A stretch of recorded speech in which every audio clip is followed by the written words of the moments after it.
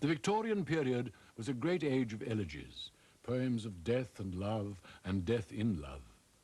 It was also the first time, the first in our history, when women took a significant and important place as poets.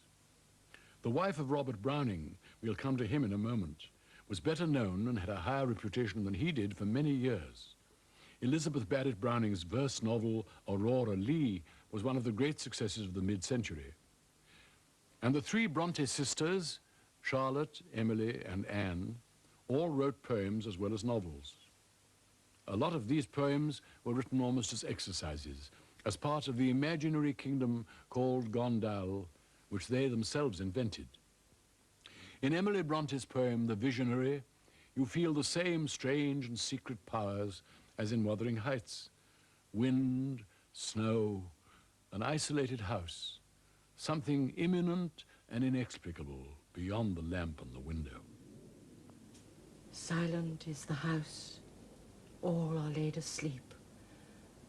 One alone looks out o'er the snow wreaths deep, watching every cloud, dreading every breeze that whirls the wildering drift and bends the groaning trees. Cheerful is the hearth, soft the matted floor, not one shivering gust creeps through pane or door. The little lamp burns straight, its rays shoot strong and far. I trim it well to be the wanderer's guiding star.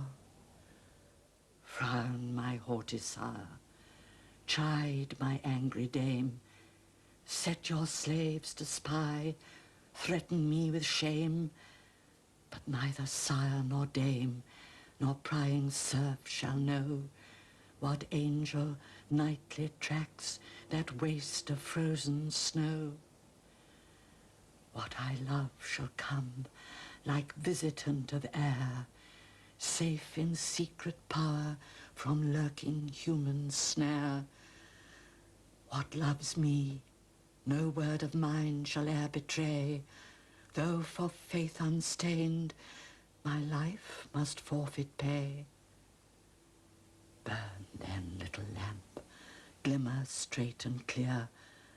Hush, a rustling wing stirs, methinks, the air. He for whom I wait thus ever comes to me. Strange power, I trust thy might. Trust thou my constancy. Later in the century, Christina Rossetti was also part of a remarkable literary family.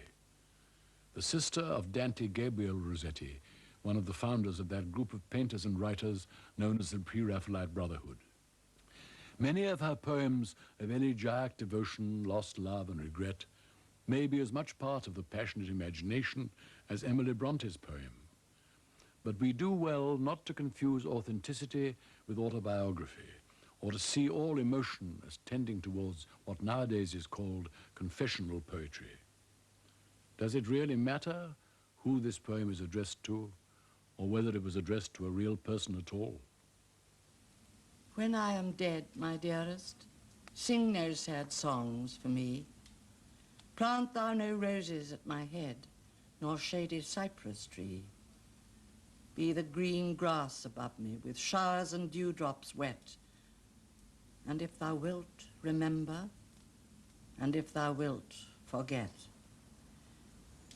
I shall not see the shadows, I shall not feel the rain, I shall not hear the nightingale sing on as if in pain, and dreaming through the twilight that doth not rise nor set.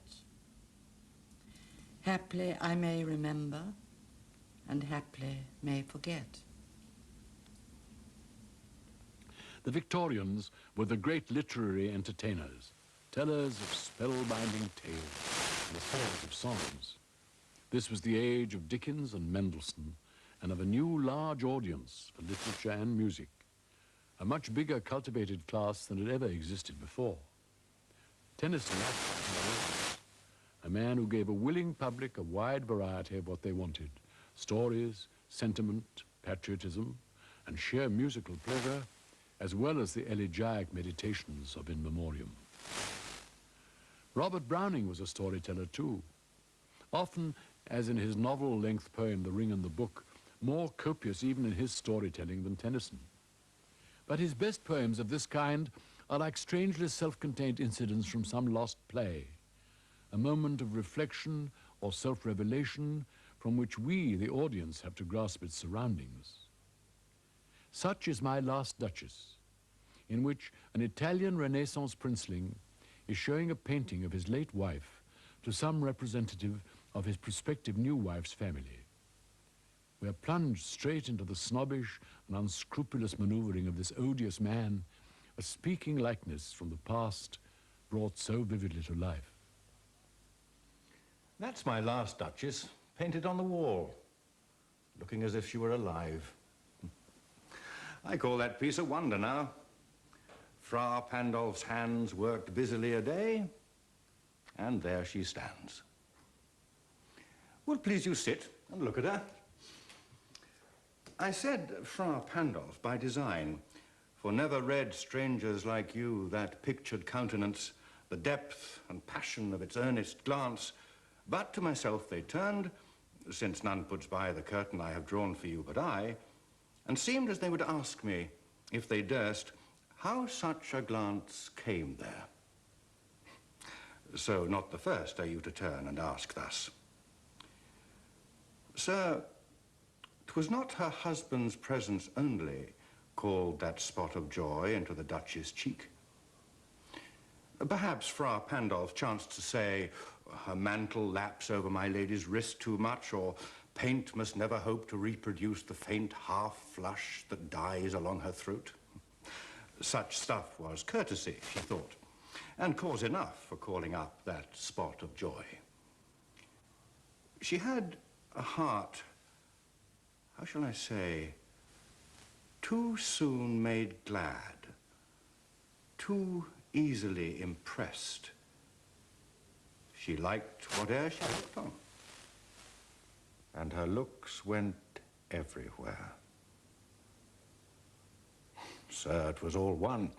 My favor at her breast, the dropping of the daylight in the west, the bough of cherries some officious fool broke in the orchard for her, the white mule she rode with round the terrace, all and each would draw from her alike the approving speech, or blush at least.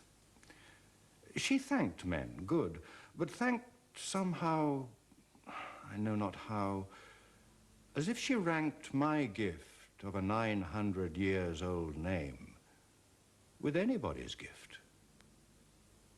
Who'd stoop to blame this sort of trifling, even had you skill in speech, which I have not, to make your will quite clear to such an one, and say, just this or that in you disgusts me, here you miss, or there exceed the mark, and if she let herself be lessoned so, nor plainly set her wits to yours forsooth, and made excuse, e'en then would be some stooping.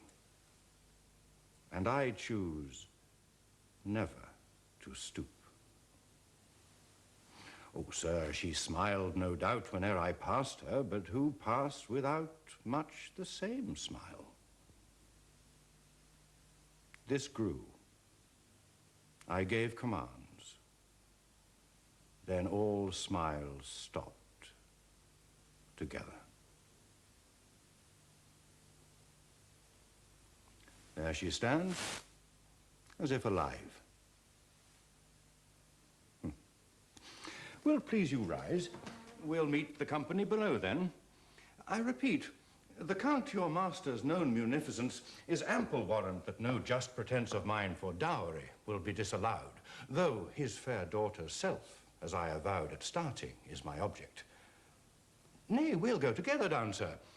Notice Neptune, though, taming a seahorse, thought a rarity, which Claus of Innsbruck cast in bronze for me. There's a confident power in such a portrait which goes far beyond fatuous comments on Browning's supposed optimism.